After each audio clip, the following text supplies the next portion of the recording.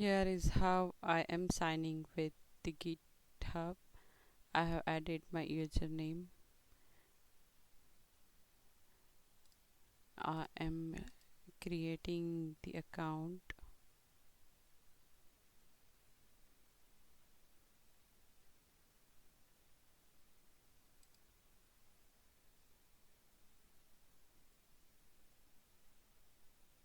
I have created this first repository in the GitHub. I'll try to clone this into the local and try to build my first Spring Boot project for my Java interview questions. So what I'll do is I'll follow these things. I have created this folder to save everything. I am opening the terminal, and now here let's start doing the cloning part. So I'll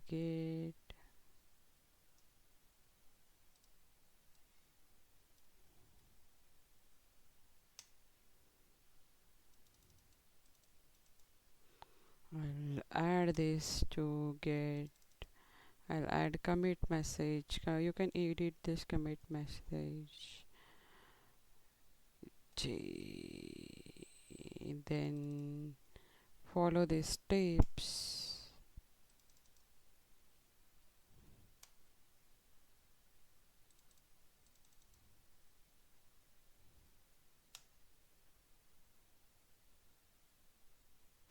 It is asking how you'll do the authentication, so I'm selecting one and I'm authorizing this. Authentication is successful, and this is done. And if you refresh this, your MD file has been added. So here I have downloaded this from spring.io. I'll extract it. Okay, so I have these interviews now, and let me get this imported. I don't want to upload zip to Git repo, so I am moving readme.md file in interviews. Interview is a duplicate. Let me cut paste this here. mm, mm, mm, mm, mm. Okay, now let me let me copy this. Let me open it in IntelliJ. Here you open this new project from existing sources. Here you give your select folder. Next.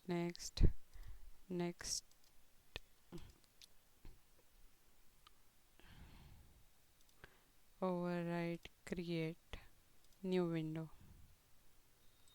So this is a Gradle project. We'll load it as a Gradle project. Here you will see the icon, and you have to select that load as a Gradle project. Now my JVM is set to 1.8, and this project is of JDK 21. My Java home is of 8. So what I'll do is I'll go to project structure, and here I'll change it the JDK. I have installed 21 as well, so I'll change that to 21 and this to 21. Then modules. In interviews I should have all the modules. Here also artifact, facet, Gradle, Apple, project, SDK. Should here you choose 21, then apply. Okay,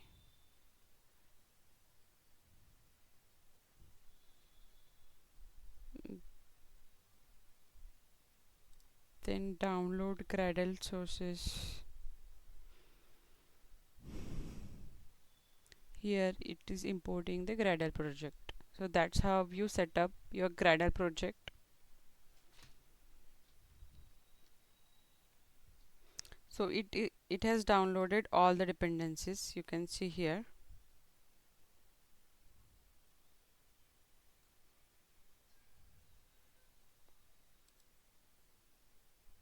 This is your build.gradle file. All the required dependencies are downloaded and your build is successful. Here you have different build jars. Here in this you should have the main class. So here everything is red even though your build is successful. For that you have to do some changes. You have two different modules. We don't need those modules, so you have to remove them. And here you can see you have now the Java modules and the resources folder. You apply and say OK. Now you are able to see the error has gone. This is how you create your first Spring Boot project. Now I'm running the project.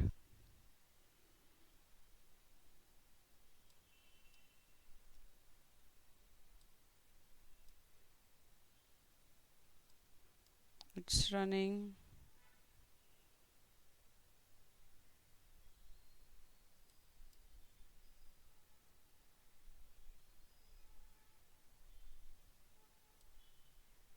See, the Spring Boot project has been started. So this is the simple example of how you can download a Spring Boot project and how can you set up and run it. Now you have to commit it to Bitbucket. Here you can see this palette. In this palette you have project structure, and the other structure is this commit section. But in commit section, if you see, you don't see many changes because you don't because you haven't added these new files. If you see, these are in reds, and if you want to commit them you have to add all the files. So what I'll do is I'll add all the files in Git. So there are different options. One option is git add. Then you see these files in green. That means those are already added.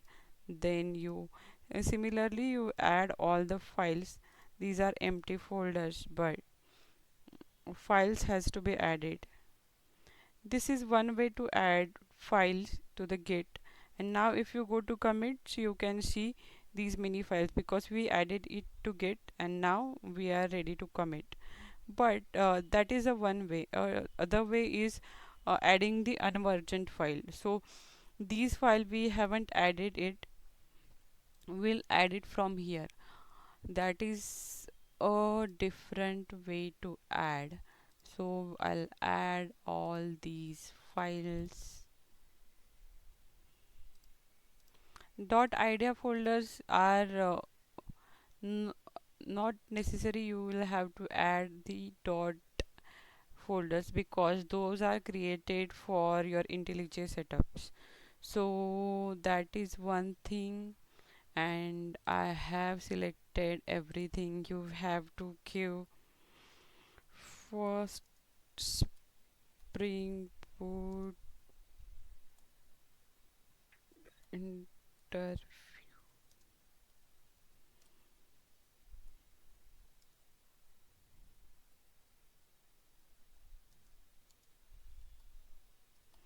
This is how you write your commit message. And now you will, there are two options here. One is commit and second is commit and push. So commit is your, when you commit this it will commit to your local repository, and when you want to commit to remote means GitHub, then you have to push that code.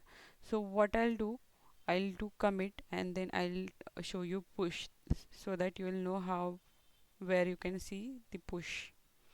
So I have committed the code commit contains problem, review code analysis. So this is the code analysis that is been done in the static way in from IntelliJ. For now I'm ignoring it and I'm committing. Sorry, it has been committed. Now here, if you see this green arrow which is indicating that you have committed your code but you haven't pushed it, and this means you have to push it to the remote. It the arrow is outward direction, so I'll select this and I'll select push. Here it will again show you the commit message. If you have different commits, then it will we can select from those commits, but for now I have one commit, so I'll select that commit and I'll push. Now it is asking me to authenticate me myself, because not everyone will able to push to my repository. So there are different mechanisms to do that. One is using SSH and the other is like this. I haven't used a token, so for now I'll approve this commit and I'll authorize this.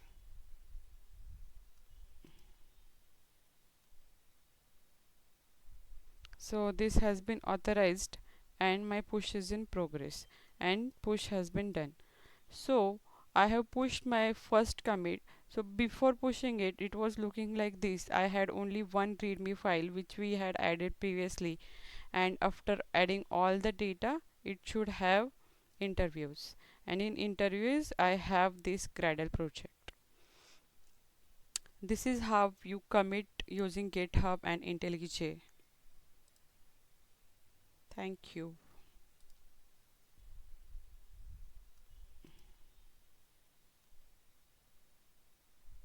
So this has been authorized and my push is in progress and push has been done. So I have pushed my first commit. So before pushing it, it was looking like this. I had only one readme file which we had added previously, and after adding all the data, it should have interviews. And in interviews, I have this Gradle project. This is how you commit using GitHub and IntelliJ.